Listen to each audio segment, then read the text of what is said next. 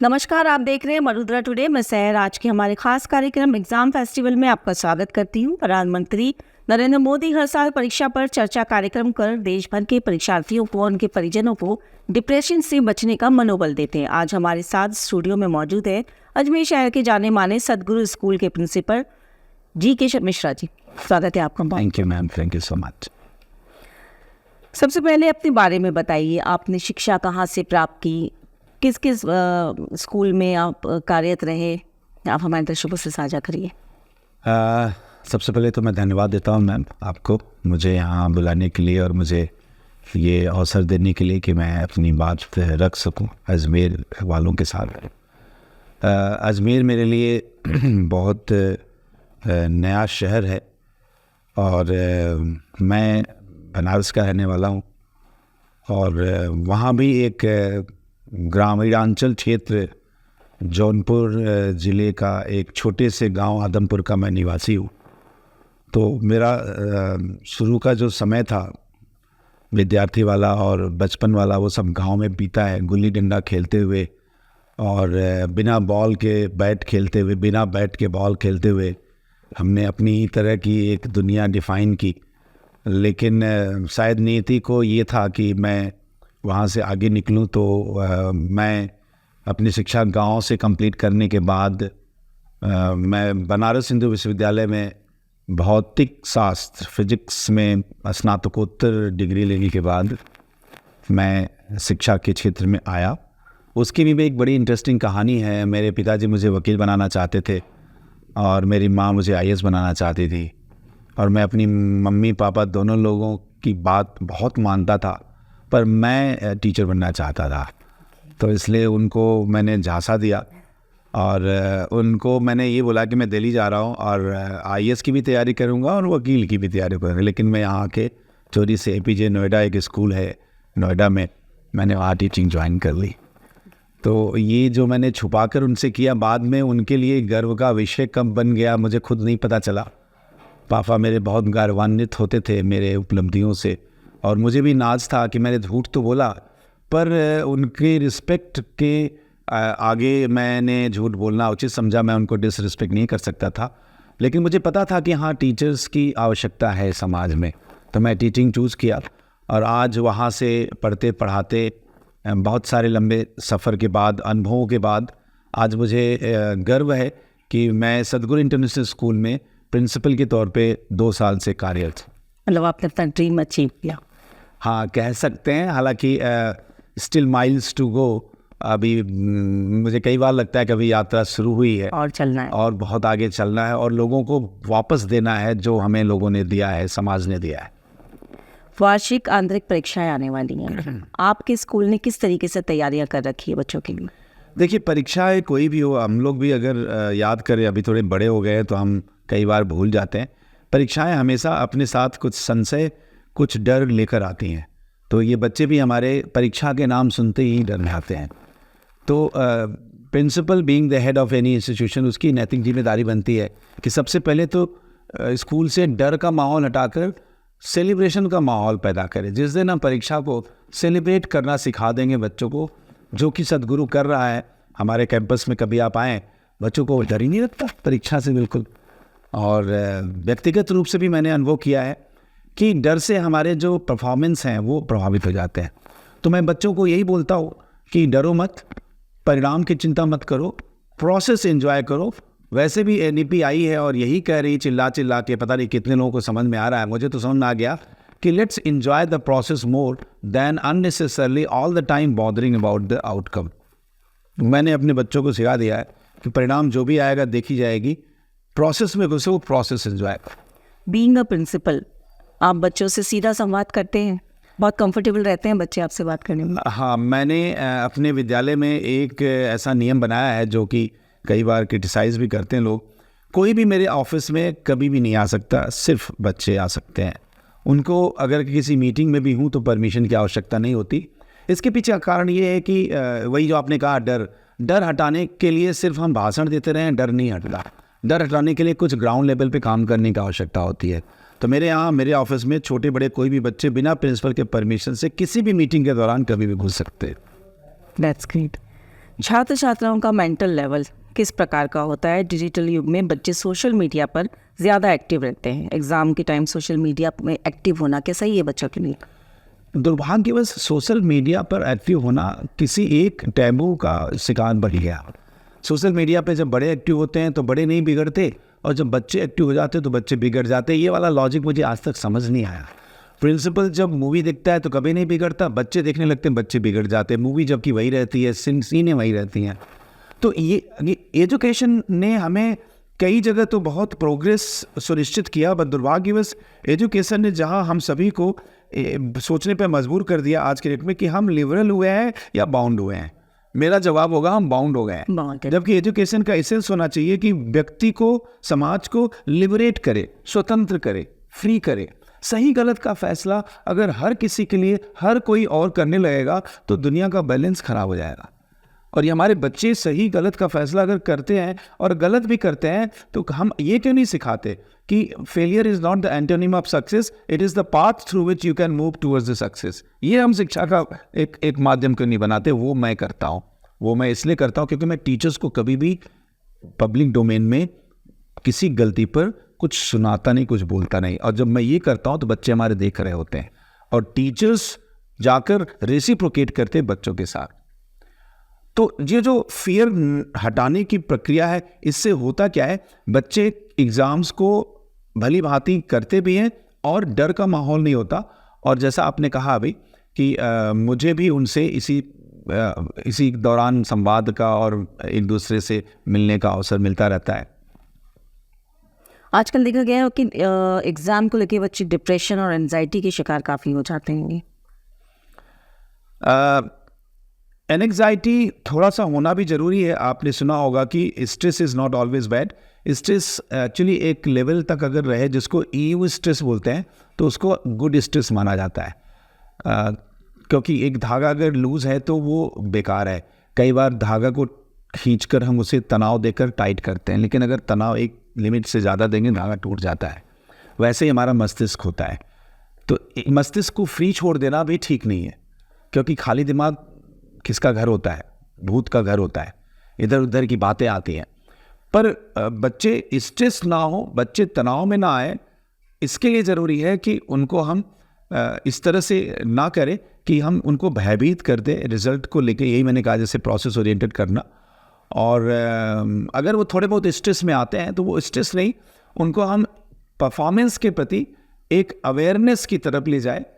उनको हम अवेयरनेस के माध्यम से ये समझाएं कि आपका अवेयर होना ज़रूरी है, परिणाम कुछ भी हो, एंजॉय करो प्रोसेस। आपकी बात बहुत सही है। एक साइकोलॉजिस्ट से मेरी बात हुई थी तो उनका भी यही कहना था कि सिर्फ हमें तकलीफ में एंजाइटी नहीं होती, हम जब बहुत ज़्यादा खुश होते हैं तो भी हमें एंजाइटी होती है। बिल्कुल सही आपने कहा।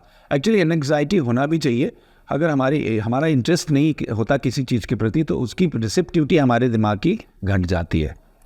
पर वो एंग्जाइटी जब किसी पर्टिकुलर लेवल को क्रॉस कर जाती है और वो हमें हमारे परफॉर्मेंस में, हमारे एंजॉयमेंट में अगर रोड़ा बनने लगती है तो वहाँ हमें रुक जाना चाहिए। आपके द्वारा वार्षिक एग्ज़ाम्स आने वाले हैं, क्या तैयारी आपके स्कूल में रहती है? बच्चों को प्रिपेयर किस तरीके से करते हैं बिफोर एग्ज़ाम्स, काउंसलिंग उनकी? सतगुरु इंटरनेशनल स्कूल ने एक अपॉइंटमेंट ऐसे भी किए हैं जो कि जनरली स्कूलों में नहीं देखे जाते। हमारे यहाँ परमानेंट काउंसलर और परमानेंट स्पेशल एजुकेटर डे 1 से है, क्योंकि हम मानते हैं कि हर कोई स्पेशली एबल्ड है और इसी को अंग्रेजी भाषा में कभी कभी डिसेबल्ड बोलते हैं और हिंदी में दिव्यांग जन बोलते हैं। तो मैं हर व्यक्ति को दिव्यांग बोलता हूँ। मैं भी दिव्यांग हूँ और टीचर्स को भी मैं दिव्यांग बोलता हूँ। और जब मैं बोलता हूँ तो हमारा जो सही में दिव्यांग बच्चा तो बड़ा खुश होता है। उसको ऐसा लगता है कि अच्छा, जैसे मैं हूँ वैसे मैम है, वैसे सर हैं। अगेन जो मैंने आपसे कहा, कार्य प्रणाली ऐसी होनी चाहिए कि दिखनी चाहिए। बातों से तो हम बहुत कुछ बोलते रहते हैं। तो चूंकि हर व्यक्ति स्पेशल है, हर बच्चा स्पेशल है, तो इसलिए किसी सिस्टम में, स्कूल जैसी संस्था में स्पेशल यूनिक बच्चों को किसी सामूहिक परीक्षा का एक पेपर पकड़ाकर परीक्षा लेना सही नहीं है, जो आजकल स्कूलों में होता आया है। बोर्ड की मैं समझ रखता हूँ, लेकिन छोटे बच्चों में जो विविधताएं होती हैं उनकी इस विविधताओं को हम एक टेस्ट से या एक एग्ज़ाम से कृपा करके ना आके, तो बच्चों के लिए भी और अभिभावकों के लिए भी और विद्यालयों के लिए भी अच्छा होगा। सद्गुरु इंटरनेशनल स्कूल में मैं इसी चीज़ को प्रमोट करता हूँ। मेरा मानना है कि multiple assessment system right from class nursery स्थापित होना चाहिए। असेसमेंट कोई ऐसा विषय नहीं है कि आपको एक दिन द डे आए और द एग्ज़ाम और द पेपर द क्लास सभी को पकड़ा दिया और द टाइम में बोल दिया कि लिख के दे दो और वो आपने एग्ज़ाम नहीं। असेसमेंट बच्चे के कैंपस के घुसने से लेकर कैंपस तक निकलने तक हर एक्टिविटी में टीचर बच्चा सब लोग मिलकर एक दूसरे के साथ एंजॉय करें, वही उनका असेसमेंट होना चाहिए। उनकी मार्किंग भी करिए, उनसे शेयर भी करिए। आजकल आपने सुना होगा, आजकल एक रिपोर्ट कार्ड का नया सिस्टम लॉन्च हो रहा है नई शिक्षा नीति के द्वारा। वह है कि हम चाहते हैं कि प्रोग्रेसिव रिपोर्ट कार्ड जो हम लोग देते हैं बच्चों को, पहले जैसे टीचर लिख के देते थे अब ऐसा नहीं होगा। अभी बच्चे का रिपोर्ट कार्ड 360 डिग्री के रिपोर्ट को लेकर आने वाला है। आप अगर हमारे साथ पढ़ती हैं तो मेरे रिपोर्ट में 2 पेज मेरे रिपोर्ट कार्ड में आप भी लिखेंगी। मेरे रिपोर्ट कार्ड को मैं खुद भी लिखूंगा। मैं खुद नहीं जानता अपने आप को, मैं पढ़ाई कर रहा हूँ और मुझे खुद नहीं पता कि मैं कहाँ फेलियर, कहाँ सक्सेस, कहाँ एंग्जाइटी, कहाँ एंगर, कहाँ मेरे इमोशनल्स अप्स, कहाँ डाउन्स। तो फिर दूसरे कब तक मुझे बताते रहेंगे? मेरे रिपोर्ट कार्ड को अगर कोई पेरेंट हैं, मेरे पेरेंट भी लिखेंगे, क्योंकि पेरेंट्स का काम हमेशा टीचर्स के काम को क्रिटिसाइज करना ही नहीं होना चाहिए। यस। तो सद्गुरु इंटरनेशनल स्कूल चूँकि इस तरह के 360 डिग्री इवेल्युएशन और असेसमेंट पे काम कर रहा है, इसलिए बच्चे न तो डरते हैं हमारे यहाँ और न मैं चाहता हूँ कि बच्चे किसी भी एग्जाम से कभी डरें।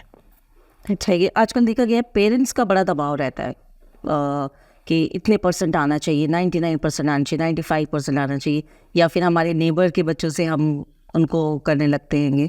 इसके बारे में आप क्या कहेंगे कि ऐसा दबाव, प्रेशर करना चाहिए हमको? देखिए, ये जो इसको मैं कहता हूँ ग्लोरिफिकेशन ऑफ रिजल्ट या कॉस्मेटाइजेशन ऑफ द रिजल्ट।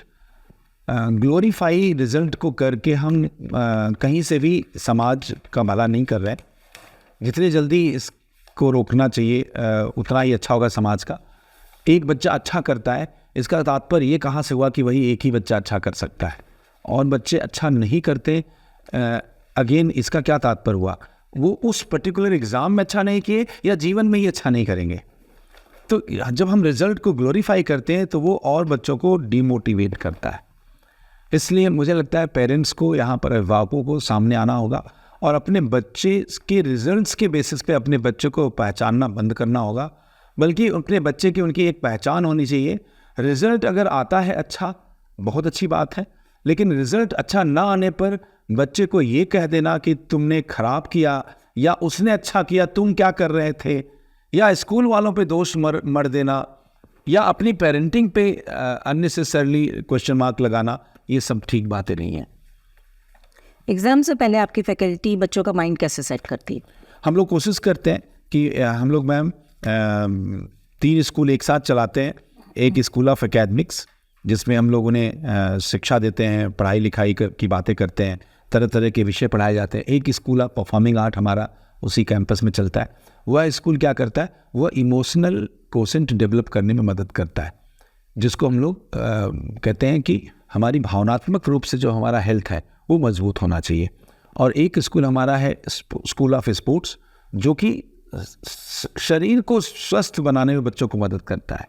तो ये एक्चुअली आपने सुना होगा, ये ओवरऑल वेलबींग का कंसेप्ट है, जो कि अगेन एनईपी सजेस्ट करती है कि वेलबींग क्या है। वेलबींग है जब कोई व्यक्ति, कोई बच्चा मेंटली, कोग्निटिव लेवल पे, इमोशनली, हार्ट लेवल पे और फिजिकली काइनेस्थेटिक लेवल पे अगर बच्चा फिट है तो ही बच्चा फिट है या वेलबींग है।